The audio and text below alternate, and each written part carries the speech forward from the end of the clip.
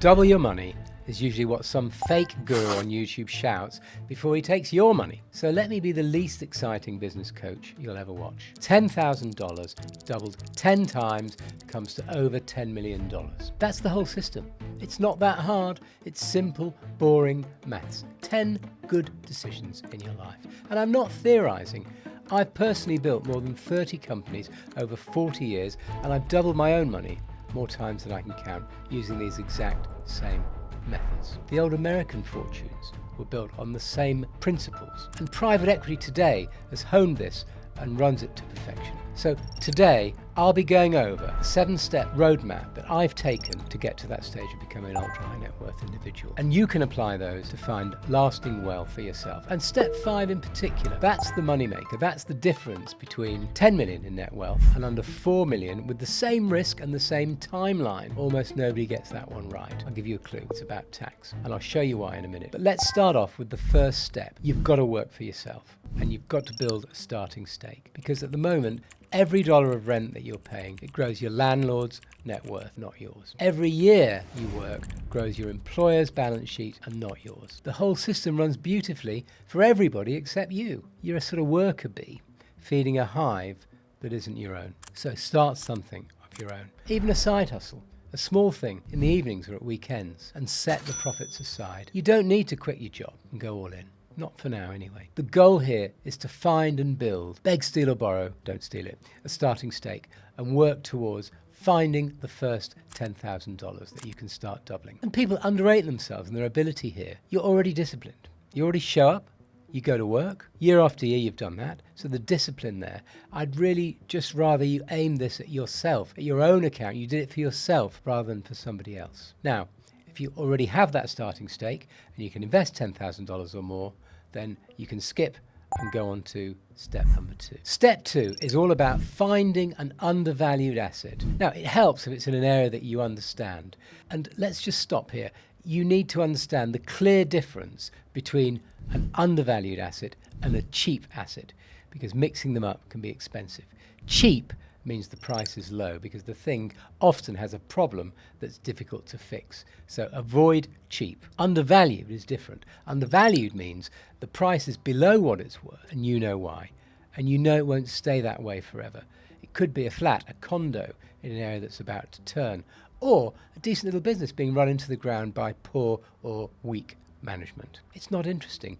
Keep it dull. Stop waiting for that perfect deal, the perfect market, perfect Tuesday afternoon when all the stars line up and your spreadsheet finally feels safe.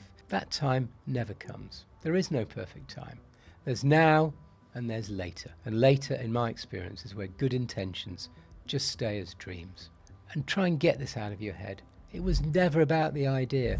Everybody's got a great idea. They're cheap. There's one on every street corner. There's one in every bar. 5 years later, they're still talking about them. It's nothing to do with the idea. It's all about the execution.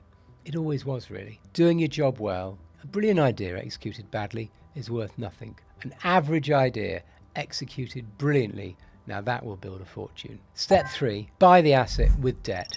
I call it the 66% rule. Could be a mortgage, could be a bank debt, but borrow 2/3, put in 1/3 of your own money, and that way the asset only has to go up, only has to rise about 1/3 for you to have doubled your starting stake.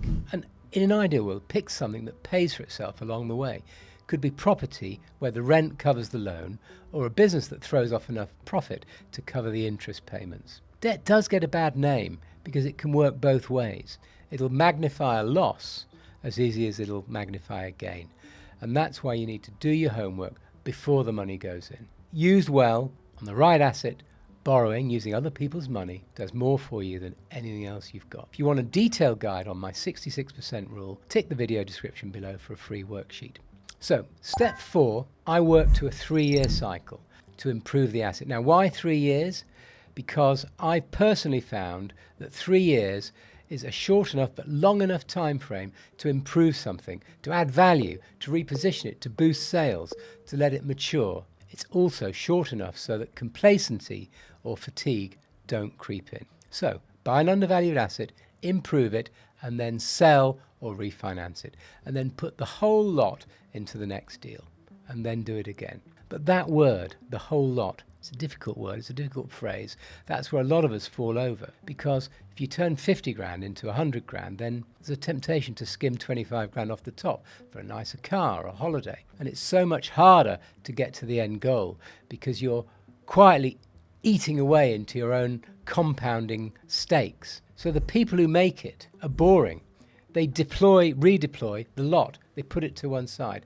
And when that happens, you get sharper with every single cycle. So let's move on to the moneymaker, step 5. This is the one that might cost you over $6 million if you get it wrong. If you take two people with the same $10,000, they run the exact same deals over the same principles, the same worry. They wake up at 3 o'clock in the morning and sell for exact same prices. One of you will pay 20% tax on each deal, which is roughly the norm for each civilized country. But if the other person sets the structure up properly from the very start, the one who paid tax along the way ends up with 3.7 million, even though the deals were identical and the risk was identical. One of them left $6 million on the table. And that choice was decided just right at the beginning because the structuring was wrong. And often by the time you're selling, it's already too late. I'm not your tax advisor, so get a very good one. But the same principle works every time. If you can find a way to roll your gains straight into the next deal and settle the tax at the very end, if you can arrange things that way, it's not always possible, then that could be worth more than any single deal you've ever do. In the UK right now, for example, you can still buy a house in your own name, live in it, improve it, and sell it without paying any tax. That's if it's your personal private residence. Step 6 is about holding your nerve, because at some point it's going to look like something goes wrong. Something always goes wrong in my experience. Could be a market dipping, tenant stops paying, deal drags on for longer than you think, and some well-meaning friend, some little voice pours honey in your ear and says, cut your losses and get out. Now your entire job at that moment is to do almost nothing. Go back, look at the basics, don't panic. Check whether the reason you bought this asset is still true and whether the way out is still there. Both those fundamentals are right. Sit tight. The thing that costs so many people their fortune is panic. Someone hits a bad stretch, they get frightened, and they sell a position that was actually completely fine. The asset doesn't care how you feel. The maths don't care how you feel. Most real fortunes I've watched get built had a moment where they look like they would falter. And the people who sat still are the ones that came out of the other side. And crypto is a great example of that. We all know that people have lost money because they panicked, they got out and they sold too early. Market went down, they bailed out. However, if they'd held on, most of them would have all made a small fortune. And step 7 is all about repeating it. It's about doing it again and then again. Each loop takes about 3 years in my experience. And after you've done 10 of them, doubled your money 10 times over. 10,000 becomes 20 and so on, then 40, then 80. Somewhere around the 7th time, you cross the £1 million worth. And by the 10th, you've just got past $10 million. The hard bit is those first few deals when the numbers are small and the money is slow. You can push through those, the compounding starts carrying you instead of the other way around. So here we have it, 7 steps. It's going to take a while, 2 or 3 decades, but at the end of it, you'll find financial security for life for you and your family. That depends on the stake you start with. For example, if you started with a larger stake, if you started with $100,000, then 10 doubles would turn that into 100 million.